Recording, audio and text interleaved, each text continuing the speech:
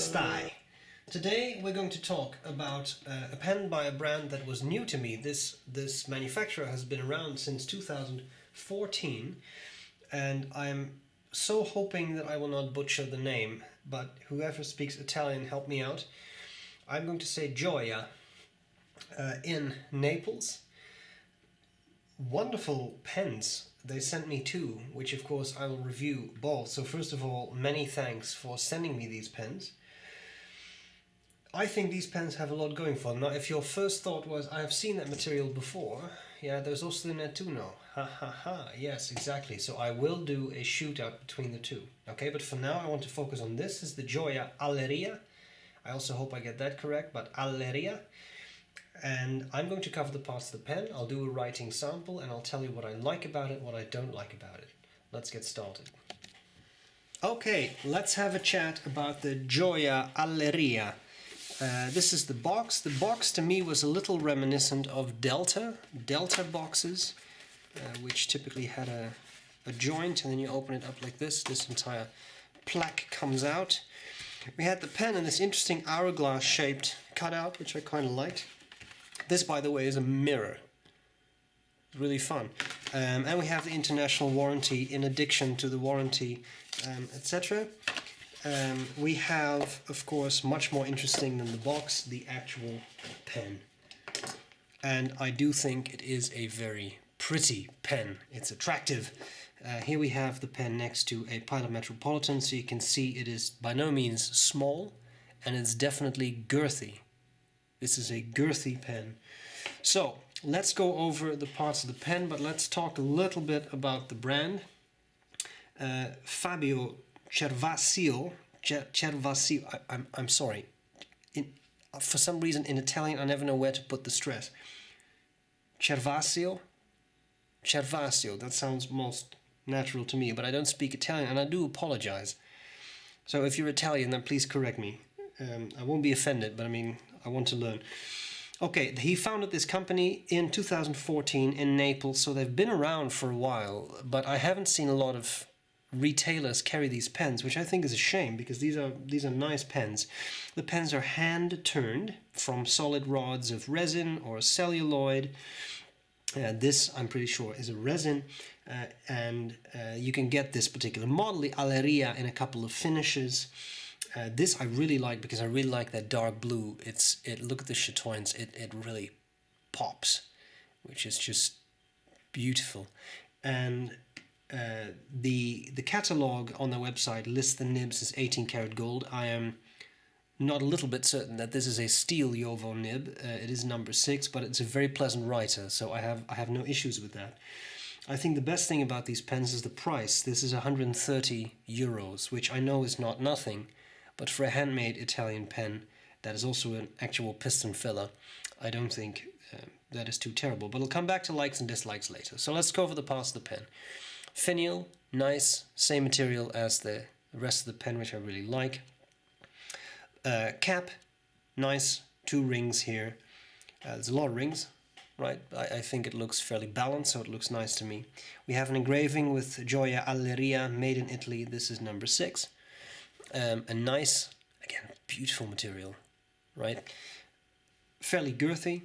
And then at the end here, this is, I won't turn it all the way because there's ink in it, but this is the piston turning knob. Then we have the cap unscrews. We have this interesting looking section which has a bit of a taper, then straight, and then you have the threads. So the threads for the cap are actually put at the end of the section. I will come back to that in likes and dislikes. One advantage is you don't feel any sharp threads here. There is a bit of a step down, as you can see, but I've found it to be very comfortable because there's quite a lot of sections, so to speak. It's quite long, and this shape kind of works for my fingers. A bigger pen, but a comfortable pen, and one that can be posted very securely. Then it becomes really big, but comfortable. Steel nib, plastic feed, and section that doesn't unscrew, because again, it's an actual piston filler. I measured the ink capacity at a good 1 milliliter, a little over that. So, nice solid ink capacity. Overall, I think a very attractive model. But the real question is, how does it write? So, let's have a look Gioia. This is a broad nib, which again I'm pretty certain is steel. I had not shown you the spring. This is the clip. It's really random, sorry, but this is a nice clip at the ball, so it slips into pockets and such really easily. I'm sorry, forgive me for the interruption. And the ink is Waterman Serenity Blue, just a washable blue, but I thought the dark blue would be a nice match for the pen.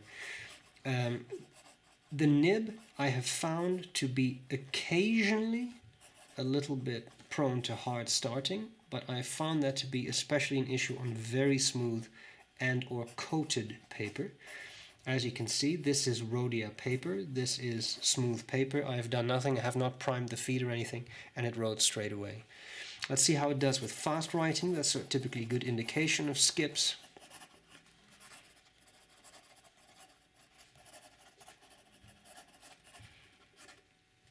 I don't see any skips, so looks well. It's a pleasant, fairly wet writer, I found, which is quite nice. As to line variation, oops, there is some to be had. A little careful, not a flex nib, but a very nice, pleasant nib. And finally, reverse writing. As you can see, the pen runs dry, but as always, if you want finer writing, perhaps consider getting a finer nib. This is the broad, and I think this is a very nice true broad, an actual broad writing experience, and very smooth. And as you can see, the skipping, it's been very minor, so it's not something I would worry about. I think that was the specific paper I was using at that time. I think the next thing we need to do is talk about what I like and what I don't like about this very attractive pen. Let's do that. Okay, what do I like? What do I not like about the Gioia Alleria? Well, there's a couple of things I really like. I think it's a nice big pen, which I really enjoy. I like the bigger pens. I think it's beautiful, and I think this material, it pops. The chatoyance on this, that's the way it captures the light, very attractive, very, very attractive. So I think that is really nice. It's a nice writer. I know I've mentioned the very light skipping. It's really light. I've seen pens that basically wouldn't write. This is not one of them. It's a very occasional skip, so I really wouldn't make too much out of that. Most importantly to me is overall it writes and it's comfortable. So that is something that I really like. You can post it, you get the piston filler. Piston filler is nice. I think the price, I know that 130 euros, I know that is not nothing. But if you put that in the context of hand-turned from a solid rod in Italy,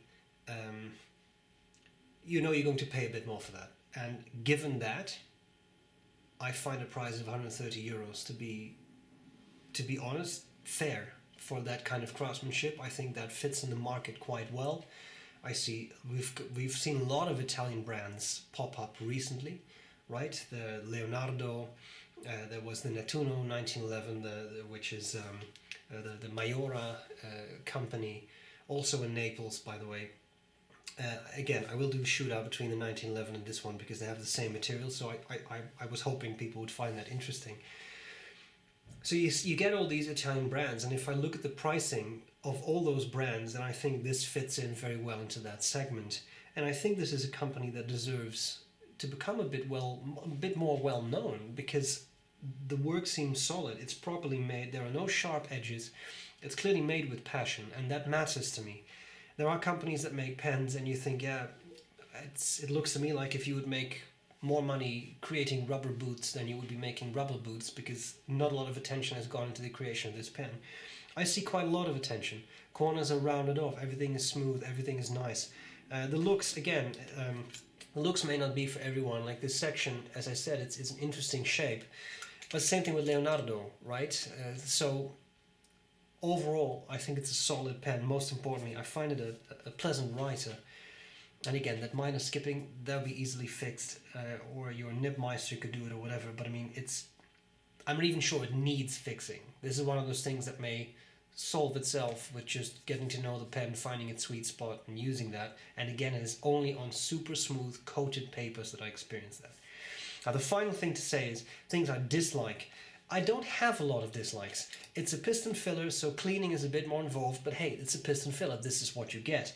The one thing I will say that I found a little obnoxious, personally, is that the threads are placed at the end of the section, and although aesthetically I really like that because you don't have big threads here, more importantly you don't feel threads back there in the section when you hold the pen. But because these threads are quite close together, and because it's a piston filler, there's only one way to fill it. Really, you dip the pen into a bottle of ink and you draw up ink. These threads saturate with ink. You get ink in between them, and then you say, not a problem, Brown. You just take a cloth and you wipe it down. Yeah, but the ink gets in the threads, and because the threads are so close together, the cloth doesn't get in there, and you keep having ink there. So what I typically do is I take a napkin, I wetten it, and I wipe it down, and that typically, the water and the paper, that typically does a good job in getting out any ink. That's all.